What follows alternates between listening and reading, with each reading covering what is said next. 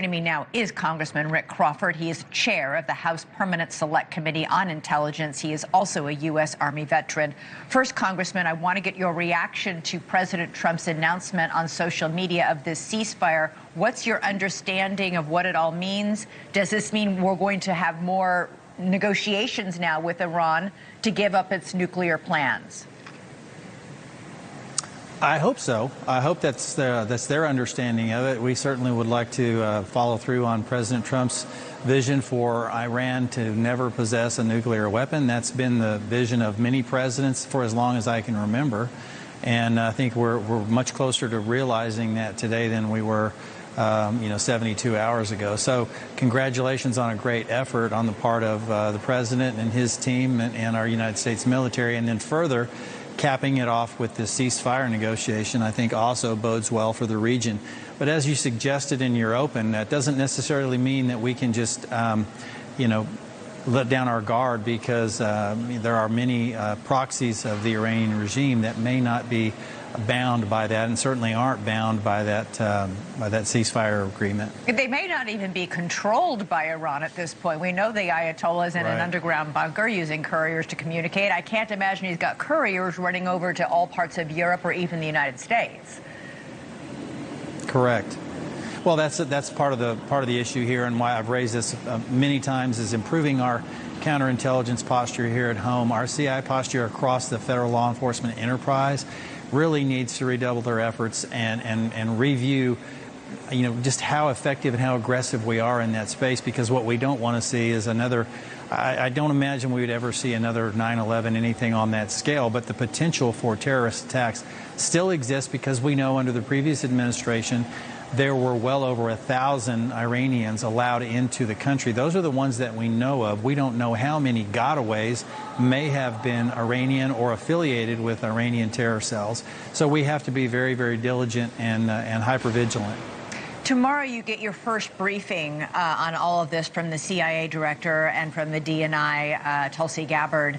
Many of your fellow congressmen are questioning how close Iran was to having a nuclear weapon. What questions do you want answered in this big briefing tomorrow? I think for myself and probably a lot of folks, I think we're going to want to know how much damage was done, how much did we degrade their ability to pursue a nuclear weapon. Those are the things I think are going to be probably expressed by many members, and they'll be concerned about. And then I think we also want to know, how reliable are the Iranians with regard to this ceasefire. We want to make sure that they're going to follow through, and quite frankly, want to make sure that this cessation of hostilities is enduring. And I hope that it is.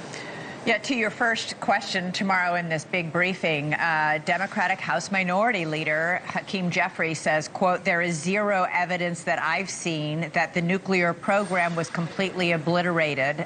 Is it too soon to really have any solid intelligence as to what happened? We don't have anybody on the ground there yet. Right, and that you just answered that question. We don't have anybody on the ground there. And this is going to require human eyes. We can't rely on overhead architecture and image intelligence to be able to tell us everything we need to know with regard to, the damage that was inflicted on those three targets. From the overhead images, you would go, okay, yeah, there's seriously been some damage, but we don't know when you're talking about facilities that are 200 meters below the surface, right? How much damage was inflicted, despite the effectiveness of those guided bomb units. We still don't know. Just one last question, Congressman. How concerned are you about a cyber attack from Iran, even with this ceasefire agreement that the president has announced, that Iran and Israel have still yet to confirm? We're waiting any moment to get word of that. Iran has very strong cyber, the ability to do cyber attacks. They're very good at this. How concerned are you about that?